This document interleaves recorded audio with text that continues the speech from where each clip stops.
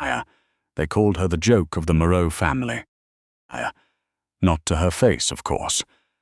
The people who ran in those circles were too polished for that, too expensive, too careful with their words in public. But Daphne Calloway had been listening to whispered conversations since she was 9 years old, and she knew the difference between silence that meant respect and silence that meant pity. It was pity. It had always been pity. She was 31, a forensic accountant at a mid-size firm in Montreal, and she lived alone in a 2-bedroom apartment in Plateau, Montreal, with too many books and a cat named after a Roman emperor. She drank her coffee black, finished crosswords in pen, and had exactly zero interest in the social politics of people who named their boats after their second wives. She had built her life deliberately and quietly, the way you build something you actually intend to keep.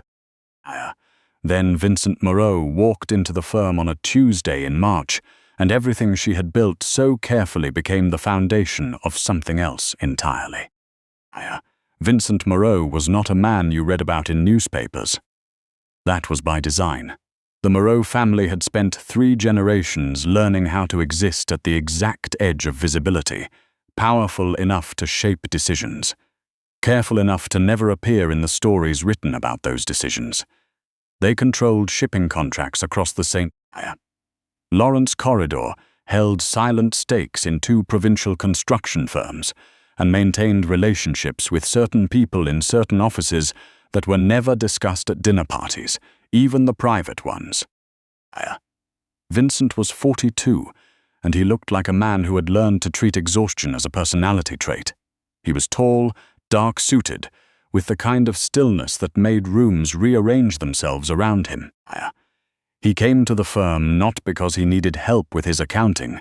He had a full team for that, but because someone in his organization had been moving money in ways they should not have been, and the people he trusted most were precisely the ones he could no longer trust.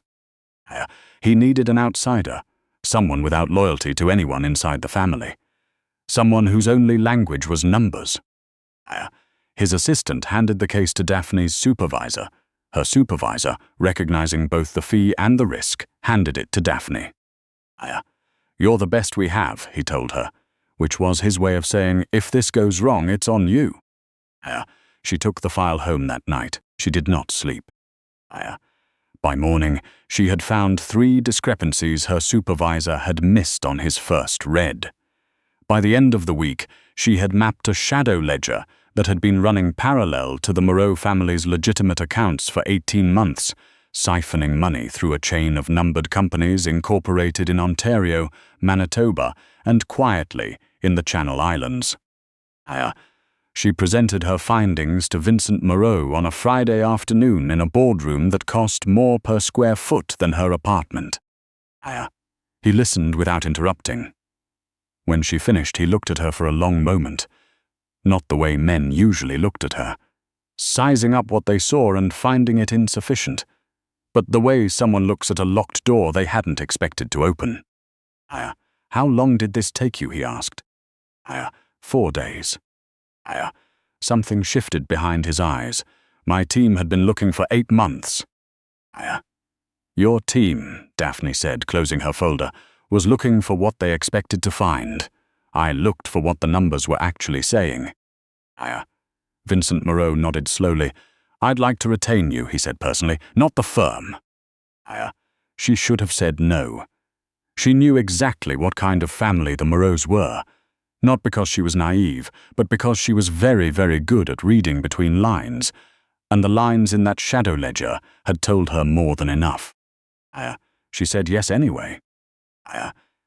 She told herself it was because of the number he wrote on the paper he slid across the table. That was partly true, but it was also because, for the first time in a long time, she had been looked at as though she was exactly what she was, and found to be enough. The arrangement was supposed to be professional. For approximately 6 weeks it was. Daphne worked from a private office the Moreaus kept in Westmount, access-controlled and swept weekly for devices she didn't want to know about. She tracked the money, followed the threads, identified the people. She ate takeout at her desk and listened to the rain on the windows and did the work she was good at, which was finding the truth that other people had tried to hide. Vincent stopped by most evenings before he left. He would ask one question, a specific one always, and listen to the answer. Sometimes he stayed for 20 minutes. Once he stayed for 2 hours, and they talked about something completely unrelated to the accounts, and when he finally stood to leave, he paused in the doorway as though he had forgotten something important and couldn't quite name it. She noticed. She told herself she hadn't. The problem with arrangements like this one's was not that they failed. It was that they worked too well. Within 2 months, Daphne had given Vincent Moreau the name of the man inside his organization who had been stealing from him. A senior associate named Renard who had been skimming since before Vincent's father died, along with enough documented evidence to ensure Renard would never appear in any professional context again. What Renard's removal uncovered was messier. Renard had not been acting alone. He had been feeding information to a rival family based in Toronto, the Strasser organization, who had been using that information to quietly undercut the Moreau family's contracts for 2 years. The losses were significant. The insult was worse. In the world the Moreaus operated in, betrayal of that scale did not stay internal. It became known, the way things always became known in those circles, suddenly and everywhere at once. And when it became known, so did the fact that the person who had uncovered it was a civilian accountant, a woman, and, by the standards of the people whispering about it, an unlikely one. The comments began the way they always did, as jokes. Light ones, the kind people tell when they want to say something cruel and maintain the option of calling it humor later. Someone at a dinner Daphne was not invited to said something about Vincent Moreau keeping an accountant he couldn't photograph. Someone else laughed. The phrase, "What is he thinking?" was used more than once. It got back to her through the only person in the Moreau circle who seemed to consistently tell her the truth. Vincent's younger sister, Margot, who had been watching Daphne with something between assessment and respect since the first week. "Ignore them," Margot said, delivering the information with the blunt efficiency of someone who considered dishonesty more insulting than the truth. "They're afraid of you. They just don't know it yet." Daphne nodded. She had been absorbing that kind of commentary since she was a teenager, and she had long ago learned to metabolize it into something useful, something like fuel. But it was harder now, because now it was directed at the space between her and Vincent, and that space had started to feel like something she didn't have a category for. Vincent proposed in April. He did it without preamble, in the same boardroom where they had first met, which she later thought was either completely unsentimental or, if she was being generous, a kind of full circle. He placed a folder on the table in front of her instead of a ring box. Inside was a proposed contract, terms of a personal arrangement, laid out in precise legal language. "I need to stabilize the family's position," he said. "After Renard, there are people testing the perimeter. A marriage to someone outside the existing alliances is strategically preferable to any of the alliances being offered to me right now." Daphne looked at the folder, then at him. "You're proposing a business marriage." "I'm proposing a partnership," he said, "with clearly defined terms and mutual benefit." "And you came to me because?" "Because you're the only person in the last 2 years I've been entirely certain of." She looked at him for a long moment. He held her gaze without flinching, which most people did not manage. "I'll need to review the contract," she said. "Of course." She took it home. She read it 4 times. She made 11 notes in the margin. She brought it back the next morning with her counter-proposals, which were specific and non-negotiable, and he accepted every single one of them without argument. They were married quietly in May. City Hall, 2 witnesses, Margot and a Moreau family lawyer who had known Vincent since he was 12. There was no party. There was no announcement. The announcement came on its own. the way announcements always do in worlds where information is currency. Within 2 weeks, every person who had made a comment at that dinner knew. Within a month, the commentary had escalated, louder now, less cautious about being overheard. Vincent heard it. She knew because she could read him the way she read spreadsheets.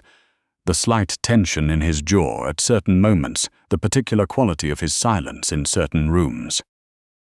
He never repeated it to her. He also never told anyone to stop. She noted that too, filed it somewhere she didn't look at directly. The summer passed in careful distance. They shared the house in Westmount, a stone manor that felt like it had been built by someone who considered comfort a security vulnerability, but moved through it like two people who had agreed on the floor plan and not much else. They ate breakfast at the same table.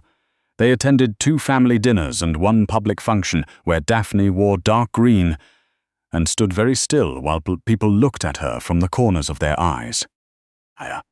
She worked. That was what she did. She reorganized the Moreau family's financial architecture from the ground up, closed the remaining gaps Renard's access had created, and quietly flagged 3 additional irregularities that turned out to be connected to the Strasser organization's ongoing interference. She presented each finding to Vincent with the same clean efficiency she applied to everything. And every night before she went back to the 2nd floor, he would find her in the study, without fail, and ask her one question.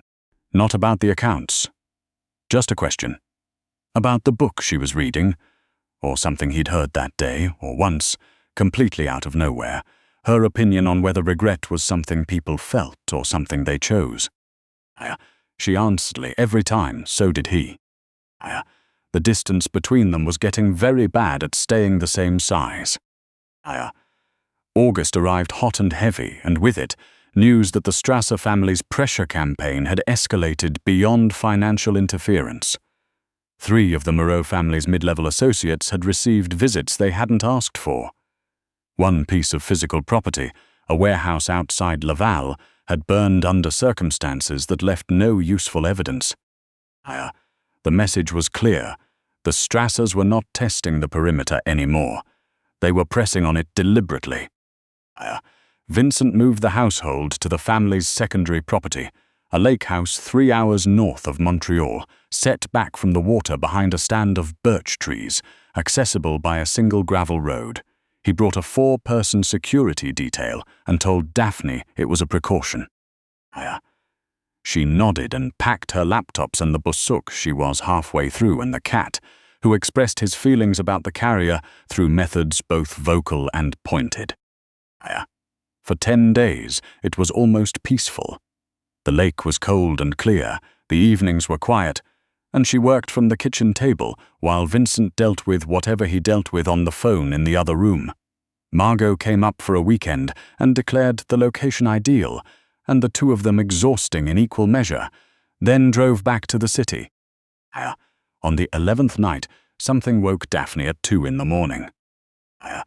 She was not a person who startled at sounds. She had grown up in an apartment building with thin walls, and she had long ago learned to categorize the sounds of the night quickly. Settle, dismiss, continue sleeping. This one did not sort easily. It was too deliberate, too spaced. The kind of movement that was trying very hard not to be heard, which was itself a kind of sound.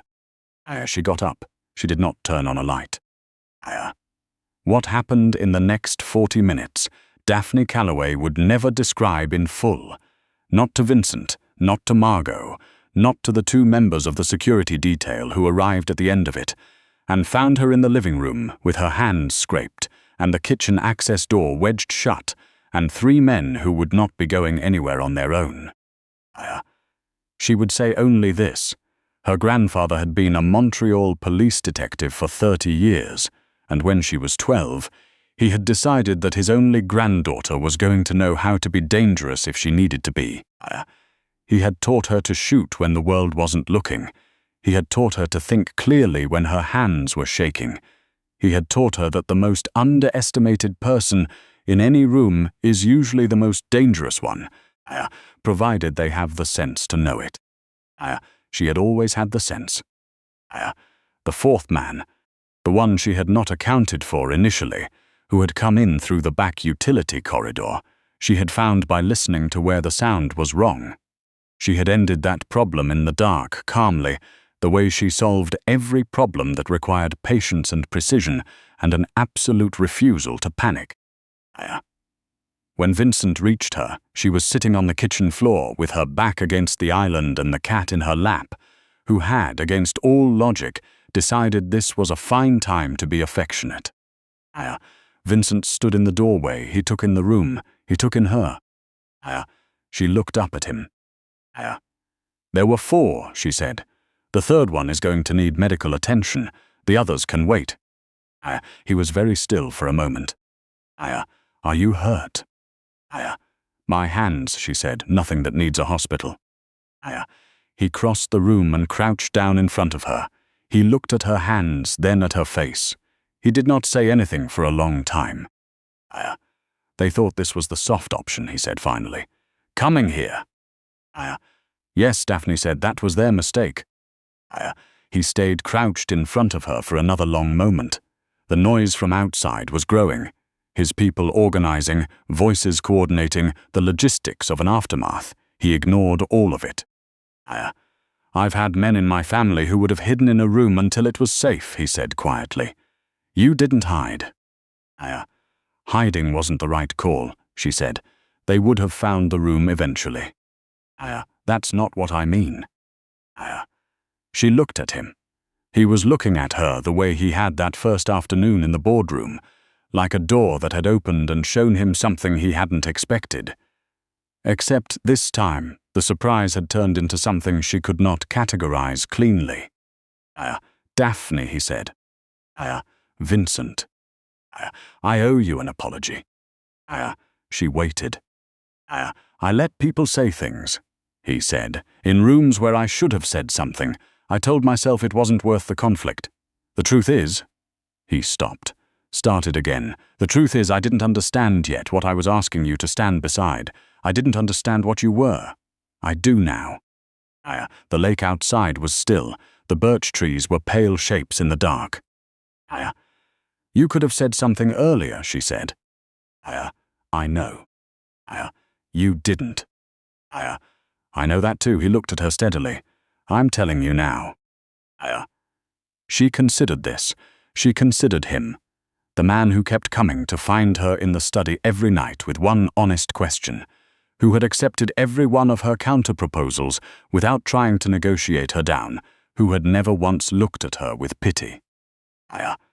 You should probably go deal with the situation outside, she said. Probably. Go then. He stood. He did not move immediately. He reached down and laid one hand very carefully over hers, avoiding the scraped skin just for a moment. Then he went. The Strasser family's operation against the Moreaus did not survive the autumn. Daphne did not fire a weapon again. She did something considerably more effective. She disassembled the Strasser organization's financial infrastructure with the same quiet efficiency she had applied to every other problem in her life. Working through the documentation she had already gathered, cross-referenced against new information Vincent's network produced in the weeks following the lake house, she built a case so complete, so thoroughly sourced, so immaculately documented, that 3 members of the Strasser family's inner circle found themselves the subject of a Revenue Canada audit so comprehensive it effectively stopped all their active operations. She did it from the kitchen table in Westmount, in the same dark green sweater she'd worn to that first public function, with a cat asleep on the chair beside her and a cup of cold coffee she kept forgetting to drink. When it was done, she told Vincent over breakfast. He read through the summary document. He set it down. He looked at her over the table. You could have led with this, he said, when we met. You weren't ready for it yet, she said. He was quiet for a moment. And now? Now, she said, I think you've caught up. For the first time since she had known him, since that first boardroom meeting, through all the careful evenings in the study, through everything after. Vincent Moreau smiled, a real one, not the controlled, boardroom-appropriate expression she had become accustomed to, but something underneath it, something that had been waiting for a different kind of room. Daphne, he said. Yes? I think, he said carefully, this arrangement has become something I didn't contract for. She reached for her coffee, remembered it was cold, set it back down. I know, she said. The morning light came in through the Westmount windows and landed on the table between them, on the summary document, on his hands, on the space that had never quite managed to stay the same size. I don't want to renegotiate the contract, she said. I want to cancel it.